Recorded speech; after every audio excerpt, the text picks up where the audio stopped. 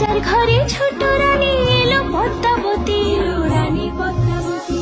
রাজার আরো 6টি রানীর ছিল না সন্তান, পদ্মাবতীর কোলালোতে মিলল সমাধান। বছর যেতে জন্ম নিল 7 ছেলে 1 মেয়ে, হয় খুশির আকাশ হঠাৎ কালো মেঘে গেল ছেয়ে। হিংসেতে যায় জ্বলে পুড়ে বাকি 6টি রানী, যুক্তি করে ঘটায় ওরা 7 কুমারের হানি।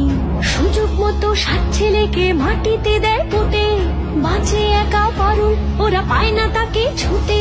ধাইমা বাজায় সেই মেয়েকে বড় করে তোলে, 7 ভাইকে পায় যে পারুল 7টি চাপা ফুলে।